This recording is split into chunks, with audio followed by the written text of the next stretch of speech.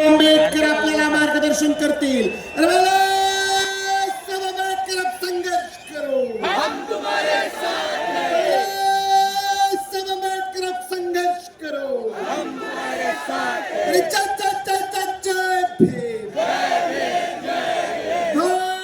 भारतीय संविधानाचा और संविधान के सम्मान में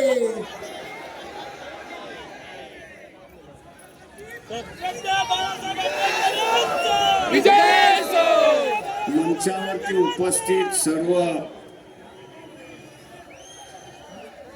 नेतेगण, निमंत्रित उपस्थित बंधूंनो आणि भगिनींनो,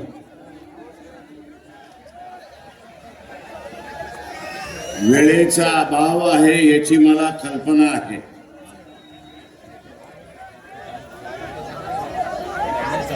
इथे ज्या परिस्थितीमध्ये आपण उभे आहोत, संविधान आज आहे आणि म्हणून आपण आज सारा संविधानाचा सन्मान करत आहोत। पण जी गती चाललेली आहे, जी गती चाललेली आहे, त्या गतीतून इथला असणारा संविधान राहील याची काहीच गॅरंटी देता येत नाही, हे लक्षात।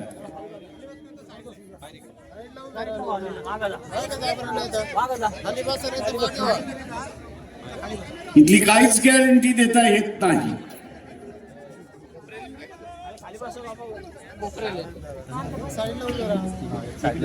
आणि म्हणून इथला बहुजनवाद, फुले शाहू आंबेडकरवादी हा स्वतःला संविधानवादी म्हणतो।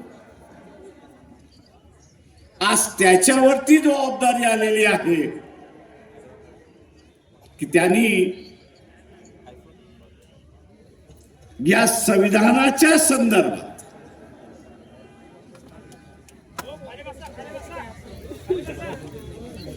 जी काही भूमिका आहे ठिकाणी बीजेपी RSS मांडते, ती सर्वसामान्य माणसांपर्यंत घेऊन जाणं आणि काळाने टाकलेली जबाबदारी ही आपण ओळखली पाहिजे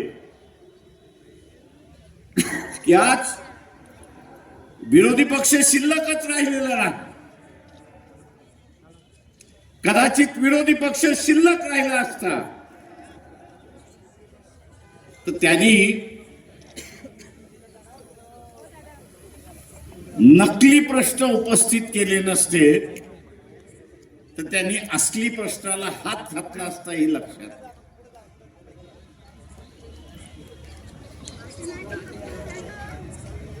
तो डोनाल्ड ट्रम्प तिकडनं ओरडतोय की पाकिस्तानने 7 विमानं पाडली आणि इथला विरोधी पक्ष आणि राजकीय पक्ष मोदीला विचारायला तयार नाही की बा एक तर त्याला तरी उत्तर दे, नाही तर काय घडलं ते आम्हाला तरी सांग, पब्लिक करू नको।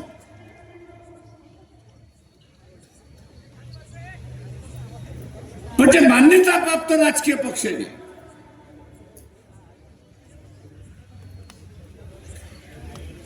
त्यांची तरी बैठक घेऊन सांग। धर्माचं राजकारण आम्ही इथल्या कुठल्या धर्माच्या विरोधात नाही, इथल्या कुठल्या जातीच्या विरोधात नाही,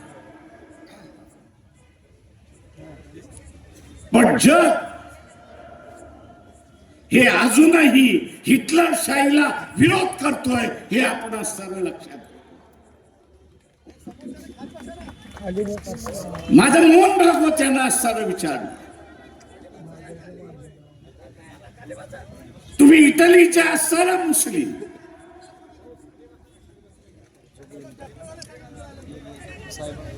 हिटलरला तुम्ही भेटून आलात की नाही 30 साली, हे असताना सांगा। हे तुमचे आदर्श आहेत की नाही याचा असताना सांगा।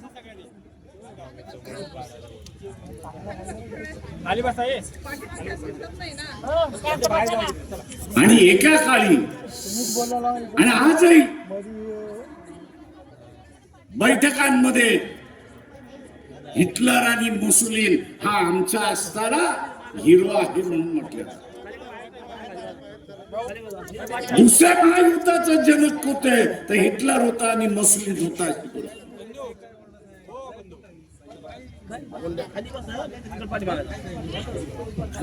मोदी असं जगभर फिरतोय.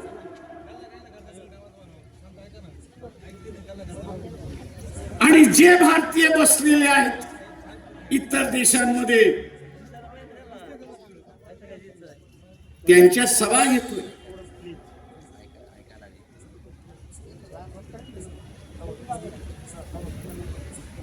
आपण पाहिलं असेल की अमेरिकेने सांगितलं आम्ही असणारा H1B1 विजा हा रद्द करतो आहोत. का? तर आम्हाला असणारा आमची लोकसंख्या प्रोटेक्ट करायची आहे, तिला सुरक्षित करायची आहे. कशापासून सुरक्षित करायची आहे? बाहेरचा आलेला माणूस काही वर्षानंतर या देशाचा नागरिक होईल आणि काही देशाचा नागरिक झाला तर उद्याची इथली सत्ता जर त्याच्या ताब्यात घेतली तर हा इमिग्रंट जो आहे, बाहेरचा आलेला माणूस जो आहे तो या देशावरती राज्य करेल आणि आमच्या लोकांना गुलाम करेल अशी मोदीने फक्त भारतालाच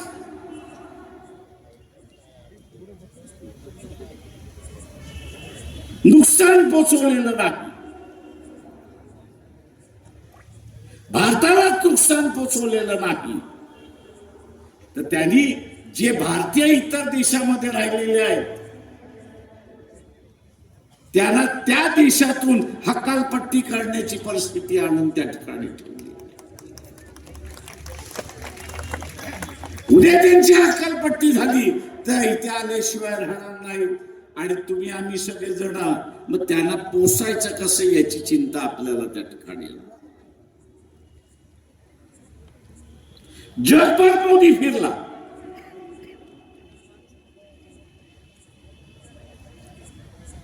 रशियाचं कच्चं तेल मोदी जगभर अंबानी मार्फत विकत राहिला, रिलायन्स मार्फत विकत राहिला.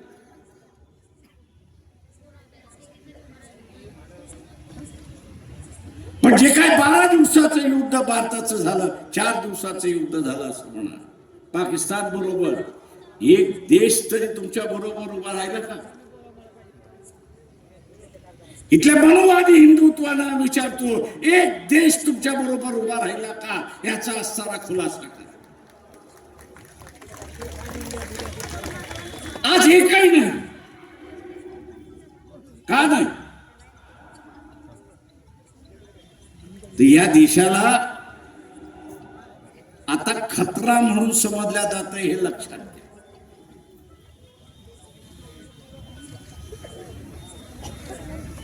या देशाचे जे राजकारण करतात आहेत सत्तेमध्ये RSS BJP आहे, त्यांना असताना जग आता खतरा म्हणून समजायला लागलेलं आहे.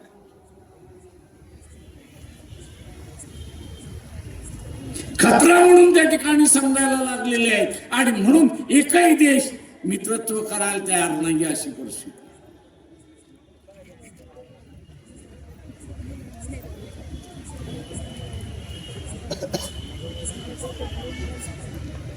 जगभरात मित्र नाही अशी असणारी परिस्थिती.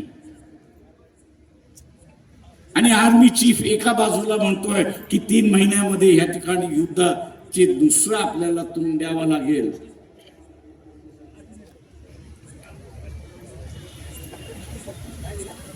पाकिस्तानला आज मदत कोण करते? अमेरिका करते, इंग्लंड करते, फ्रान्स करते, जर्मनी करते, चायना करते आणि रशिया सुद्धा करते अशी असणारी परिस्थिती.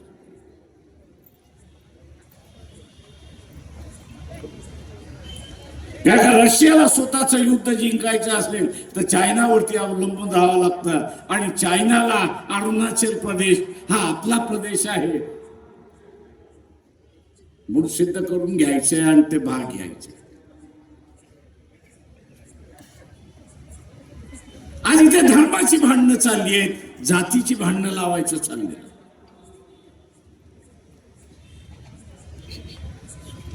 इथला मीडिया जो आहे तू ह्याची चर्चाच करायला तयार नाही. त्याच्यावरती बोलायला तयार नाही.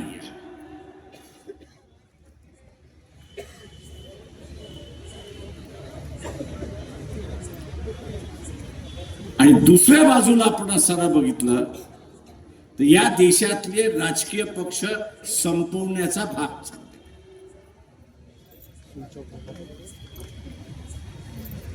विडा उचललेला आहे. खरीद फरोश करो. माझे रिझर्व्ह बँकेला असं आव्हान आहे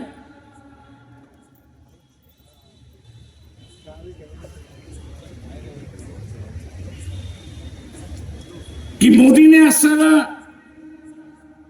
नोटा बदलण्याचा कार्यक्रम केला.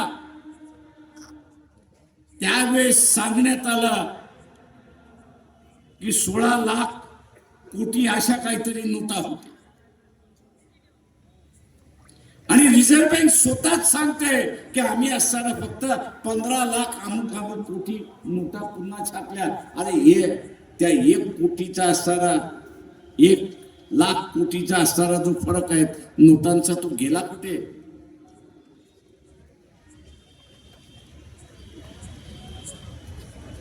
दुर्दैवाने मी म्हणेन या देशातल्या विचारवंत बद्दल बाबासाहेबांनी जे त्यावेळेस म्हटलं होतं ते आज खरं व्हायला. तो म्हटला इथला इंटेलेक्च्युअल क्लास आहे, इथला विचारवंताचा वर्ग आहे. पण बाबासाहेब म्हणाले होते दुर्दैव आहे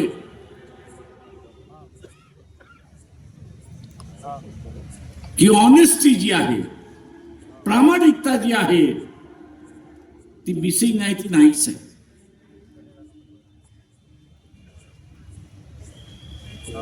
ती त्याच्या स्वतःशी सुद्धा इमानदार नाही अशी असताना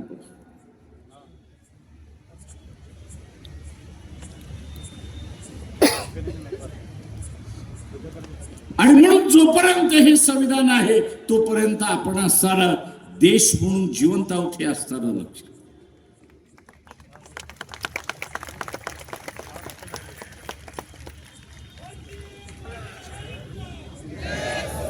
एका स्कॉटलंडच्या असणाऱ्या सभासदाचा असणारा पार्लमेंट मधल्या सभासदाचा असणारा उदाहरण देऊन बाबासाहेब असं म्हणाले की तुमची इच्छा असेल की आमच्यावरती राज्य करावं. त्याचं भाषण बाबासाहेबांनी तिथं असं मांडलं आणि त्यांनी असं मानलं की तुमची इच्छा असेल की आमच्यावरती राज्य करावं, पण आमची इच्छा आहे की आम्ही स्वतंत्र राहिलं पाहिजे. त्याचं काय? तो म्हटलं संघर्षाशिवाय दुसरा मार्ग नाही काय का तुम्ही आमच्यावरती राज्य करायला बघाल आणि आम्ही स्वतंत्र राहिलं पाहिजे याच्यासाठी आम्ही लढत राहणार. संघर्षाशिवाय दुसरा काहीच अर्थ नाही.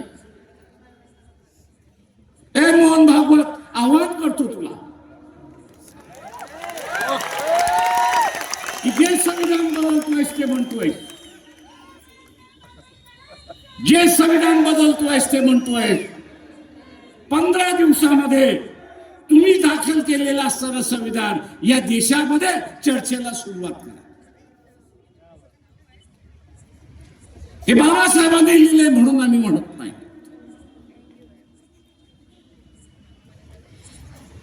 तुम्ही लिहिलेलं संविधान याच्यापेक्षा चांगलं असेल तर त्याची चर्चा होऊ द्या. आम्ही फक्त असताना संविधान बदलणार एवढंच फक्त बोलायचं आणि इथलं वातावरण तापवायचं.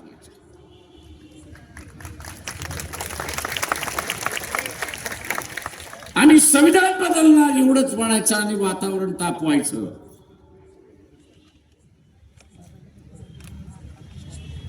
इथल्या सगळ्या ज्यांना या देशाचं असणार सेक्युलरिझम संपवायचं आहे, निधर्मीवाद संपवायचा आहे आणि धार्मिक वाद बसवायचा आहे, त्यांना माझं असणार सांगणं आहे, आपल्या बरोबर पाकिस्तानलाही सर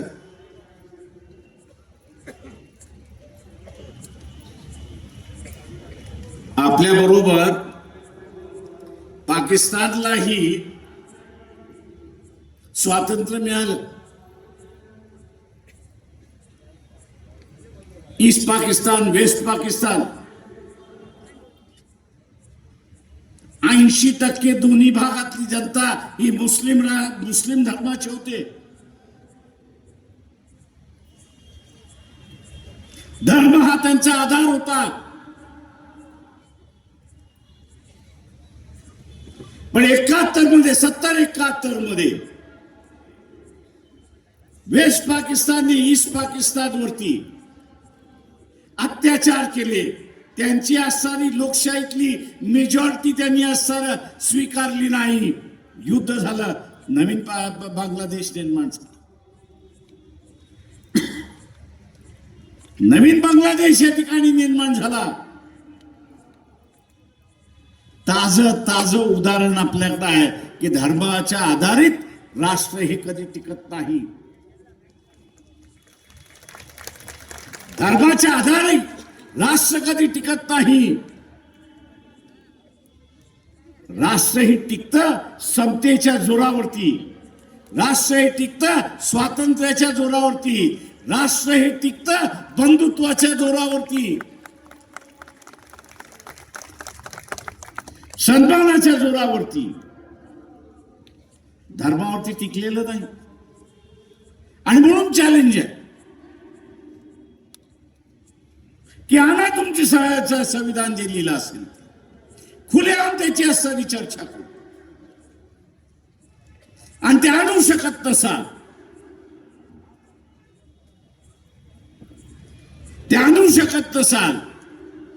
तर या देशाच्या विघटनेला तरी खातपाणी घालू नका, एवढी माझी विनंती आहे.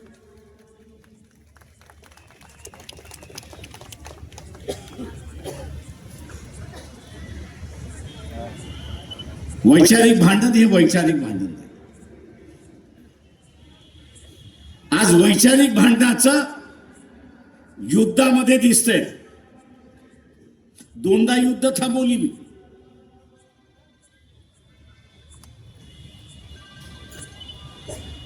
एक युद्ध ओबीसी आणि मराठ्यांमधला कोविडच्या अगोदरच,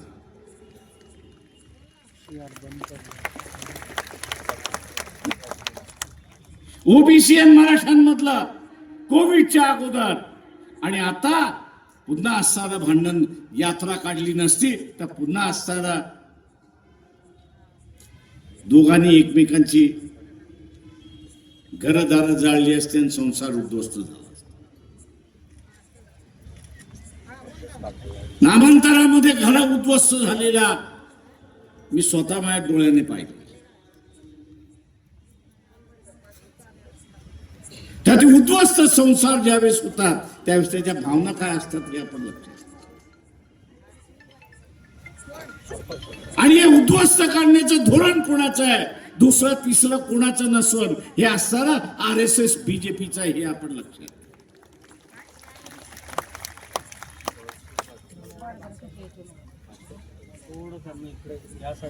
आणि म्हणून आम्ही असणार इथं आव्हान करतोय.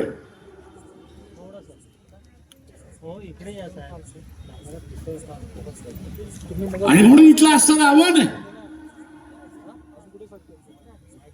की या देशावरचं जे संकट आहे, या देशाला जे असणारा एकही मित्र नाही, त्याचं कारण एकेखोरपणा आहे हे लक्षात घ्या. आणि हा एकेखोरपणा कोणाचा, तर या देशाच्या पंतप्रधानाचा नरेंद्र मोदी. मी विश्वगुरु, जगद्गुरु, आणि अमेरिकेकडे भीक माग आणि रशियाकडे भीक माग अशी असणारी परिस्थिती.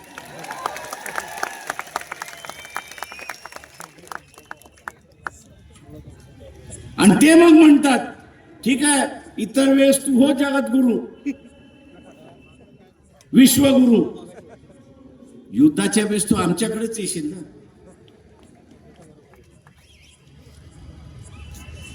तेव्हा तुला हत्यारच आम्ही देत नाही, मग काय होणार आहे.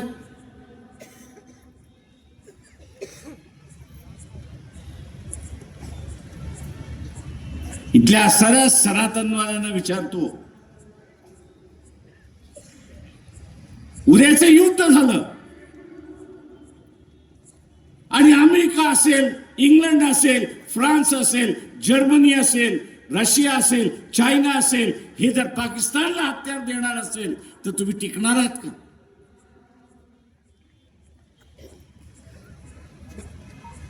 आणि टिकणार नसाल तर होणार काही.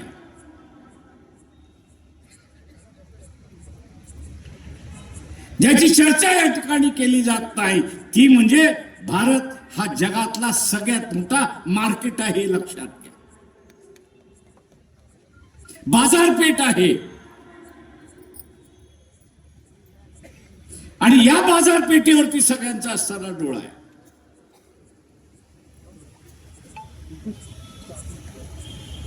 अगोदरच्या सरकारने थोडं थोडं थोडं थोडं सगळ्यांना असताना दरवाजे उघडेट केले आणि आपले संबंध जपले.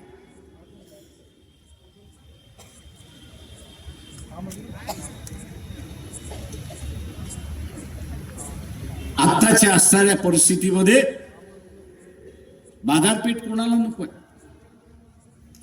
स्वतःवरूनच ठरवा. एखादी सोन्याची पेटी तुम्हाला पळवता आली तर तुम्ही पळवणार की न पळवणार हे सांगा. पळवणार की न पळवणार. मग जी तुमची वृत्ती आहे ती जगातल्या माणसाची झाली तर काय हरकत आहे. बाजारपेठ मिळवण्यासाठी काही करायला त्या ठिकाणी तयार होतील हे लक्षात. काही जण दाऊद इब्राहिमचे साथीदार झालेले आहेत, काही जण तिहार जेलचे साथी झालेले आहेत, काही जण कोर्टाचे साथी झालेले आहेत. आणि मोदी ह्या सगळ्यांना त्या कठपुतलीच्या बावल्यासारखं नाचवतोय अशी असणारी परिस्थिती.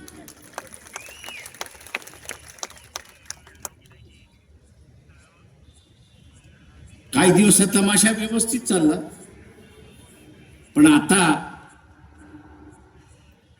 भारतीयाने शानपणा जर स्वीकारला नाही, इथल्या असणाऱ्या विचारवंतांनी आपला आवाज बुलंद केला नाही, खासगीमध्ये अनेक जण मला अनेक गोष्टी सांगत असतात आणि मी त्यांना म्हणत असतो राजे हो माझ्याशी बोलताय तसं पब्लिकशी बोला.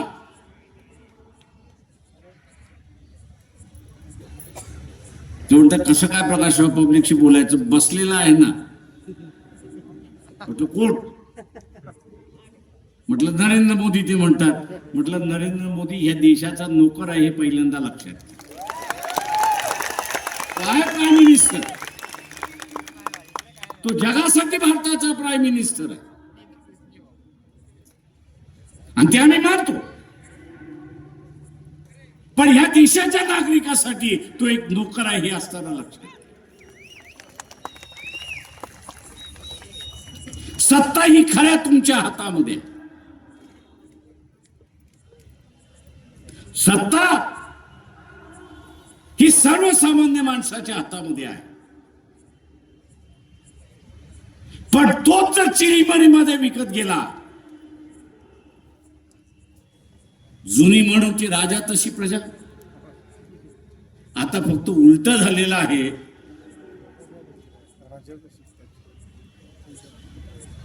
की प्रजा तशी राजा. आता ही म्हण मुक्ती झालेली आहे, प्रजा तशी राजा. प्रजा जर बेईमान असेल तर राज्यकर्ता कुठला असणार इमानदारीत राहणार.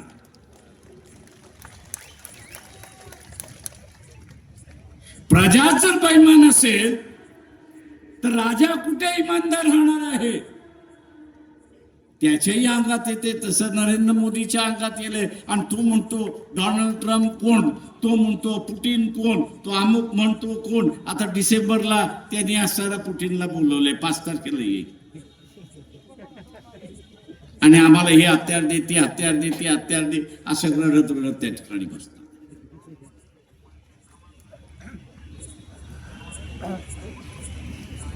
आत्ताचा असणारा हा जो काळ आहे, आपण आपल्या प्रश्नावरती तर लढतो. आरक्षणाचं असेल त्याच्यावरती लढतो, अभिमानाचा आहे त्याच्यावरती लढतो, बेरोजगारी आहे त्याच्या विरोधात लढतो. पण त्याच्याच बरोबर जे प्रश्न नव्हते ते मोदींनी आता निर्माण केले, हे लक्षात घ्या.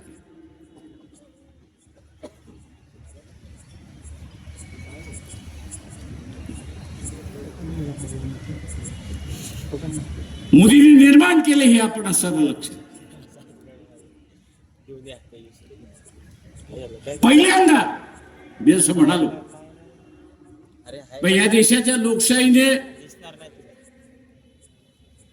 लोकांना प्रगती केलं की न केलं. आता ते म्हणतात आहेत की शिक्षण व्यवस्था खराब होती. अरे नालायकांनो, याच शिक्षण व्यवस्थेने तुम्ही अमेरिकेला पोचलात ना, याच डिग्री घेऊन तुम्ही पोचलात ना. आणि ज्या डिग्री घेऊन तुम्ही पोचलात त्यालाच तुम्ही आता असताना म्हणायला लागलात की ही खराब आहे, आम्हाला असं पुन्हा गोकुळ व्यवस्था आणायची आहे. पण ती आम्ही मान्य करू तेव्हा ना.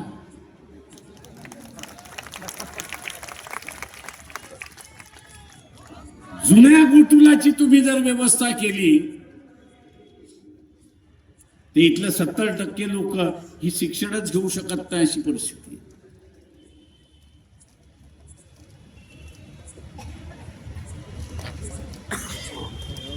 आणि म्हणून माझं आव्हान आहे आपल्या सगळ्यांना,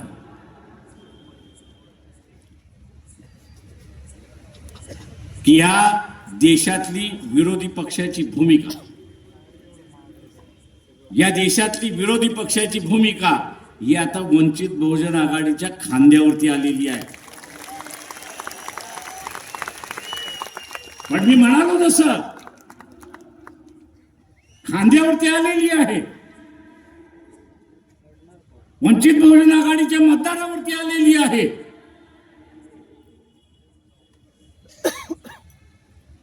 पण या मतदाराचं चारित्र्य कसं राहणार, या मतदाराचं चारित्र्य कसं राहणार. तो स्वतःचा कबाब शबाब आणि महात्मा गांधी खाणार, की इलेक्शन मधला कबाब शबाब आणि महात्मा गांधीवरती जगणार, हे त्याच्यावरती ठरवेल की महाराष्ट्र की देशामध्ये वंचित बहुजन आघाडी ही विरोधी पक्षाची भूमिका बजावणार. पक्षाचा कार्यकर्ता सक्षम आहे, पक्षाचा कार्यकर्ता सक्षम आहे, पण पक्षाचा मतदार हा सुद्धा सक्षम असला पाहिजे, हे पहिल्यांदा आपण सर्व लक्षात.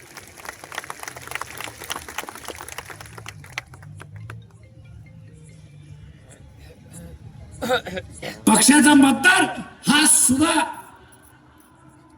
सक्षम असला पाहिजे. आणि ज्यावेळेस पक्षाचा मतदार सक्षम असेल त्यावेळेस या देशातले विरोधी पक्षाची भूमिका ही आपण निभावू शकतो आणि निभावू शकतो, हे आपण लक्षात.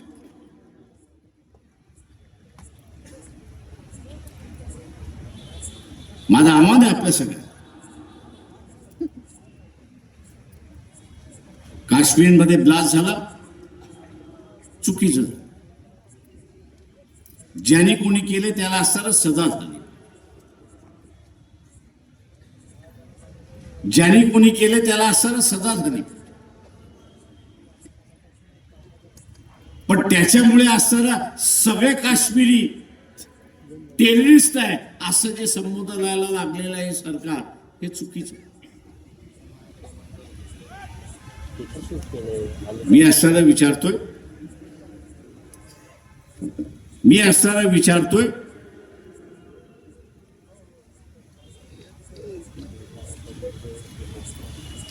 मालेगावचा ब्लास्ट,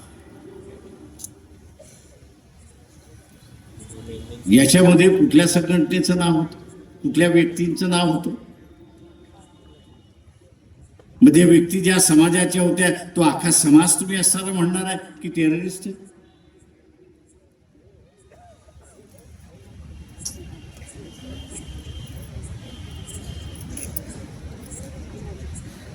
हे जे मार्किंग केलं जातं, ब्रँडिंग केलं जातं, हे देशाच्या एकतेला सगळ्यात मोठा धोका आहे, लक्षात. राष्ट्रीय पक्ष संपले, एकच राहिलेले आहे भारतीय जनता पक्ष. उरलेले सगळे प्रादेशिक पक्ष झाले, उरलेले सगळे प्रादेशिक पक्ष झालेले आहेत. कदाचित उद्या येणाऱ्या काळामध्ये जे राष्ट्रीय पक्षांचं झालं ते या रिजनल पार्टीचं सुद्धा होईल. मग काय, खुलं मैदान, जे पाहिजे ते करा. जे समाजामधलं असणारं युद्ध, जातीमधलं असणारं युद्ध, धर्मामधलं असणारं युद्ध या देशाच्या वाटचालीवरती आहे, हे आपण लक्षात घ्या. आणि ही देण कोणाची आहे तर ही देण RSS BJPची आहे, हे आपण असणारं लक्षात. आणि म्हणून जे संविधानवादी आहेत ते राष्ट्रवादी आहेत, हे आपण लक्षात घ्या. जे संविधानवादी आहेत ते राष्ट्रवादी आहेत, जे मनुवादी आहेत ते या देशाचे विघटक आहेत, हे आपण लक्षात घेतो. जे मनुवादी आहेत ते या देशाचे विघटक आहेत. आणि म्हणून आपण बघत असाल की या देशाचं विघटन गेले 2500 वर्ष झालं. कधीतरी अशोका राजा आले त्यांनी केलं, शिवाजी महाराज आला त्यांनी केलं, दक्षिणेमधले असणारे चोला आले त्यांनी काही केलं नाही, तर उरलेली सगळं यांनी यावं त्यांनी टिरकी मारून जावं, अशीच परिस्थिती आहे. आणि मी इथल्या तमाम भारतीयांना असताना आवाहन करतोय की या परिस्थितीतून बाहेर पडायचं असेल तर स्वतःशी असणारा खूनगाठ बांधा की माझं मत हे मी RSS BJP कुठल्याही पक्षाला देणार नाही. हे जर आपण असणारं ठरवलं तर आपण असणारं या ठिकाणी शांततेने राहू शकतो, नाही तर अशांतता या ठिकाणी पसरते. आपण आपल्या प्रयत्नाने ज्यांना या देशाचं विघटन करायचं आहे त्यांना यशस्वी होऊ देणार नाही, याची खूनगाठ आपण सगळ्यांनी या ठिकाणी बांधली. ही खूनगाठ आपण बांधली पाहिजे.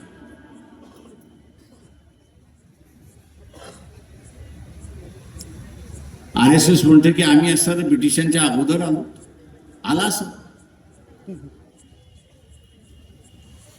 या देशाचं स्वातंत्र्य मिळालं, राज्यघटना आली. या राज्यघटनेमध्ये लिहिण्यात आलं की कोणालाही संघटन स्थापन करण्याचा अधिकार आहे, पण तो करत असताना त्यांनी कुठल्या तरी असणाऱ्या नियमाखाली स्वतःला रजिस्टर करून घेतलं पाहिजे. आमचा सवाल आहे RSSला की तुम्ही स्वतःला रजिस्टर का करून घेत नाही?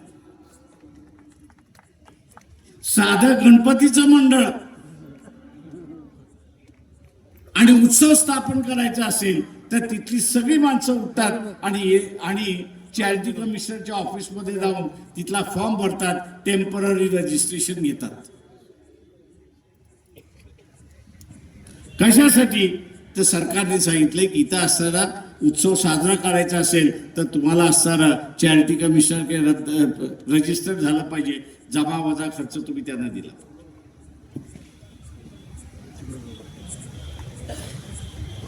म्हणून बाबत तुम्ही सांगा की तुम्ही रजिस्टर का स्वतःला करत नाही? इथल्या कायद्यासमोर तुम्ही झुकत का नाही? तुम्ही का हे दाखवताय की कायदा आमच्यापेक्षा मोठा आहे? हे आम्ही मोडून काढल्याशिवाय राहणार नाही. औरंगाबादच्या कोर्टामध्ये यांच्या विरोधात पुन्हा केस दाखल झालेली आहे की तुम्ही रजिस्टर का केलं नाहीत एवढं सांगा.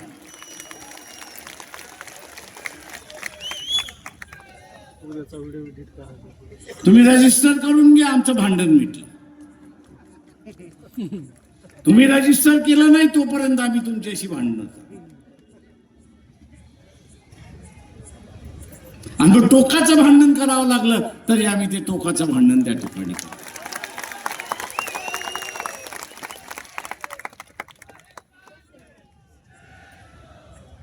त्या औरंगाबादचे पोलीस आता असं मला घाबरतात.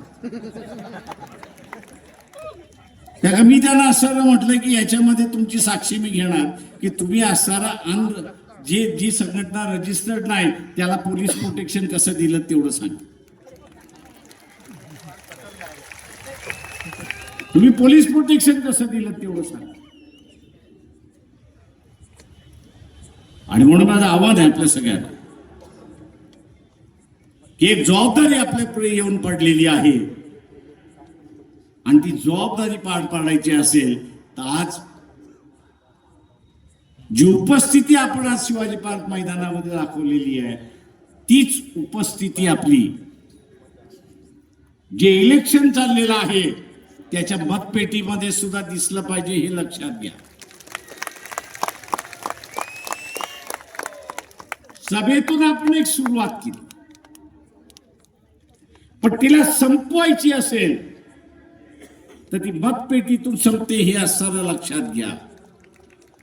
कारण का मतपेटीतून असणारा इथला राजा तयार होतो हे लक्षात घ्या आणि तो राजा इथला राज्य करतो. आणि म्हणून मतपेटीतून सुद्धा आपलं मत बाहेर पडेल ही अपेक्षा बाळगतो आणि आपली रजा घेतो. जय भीम, जय भारत.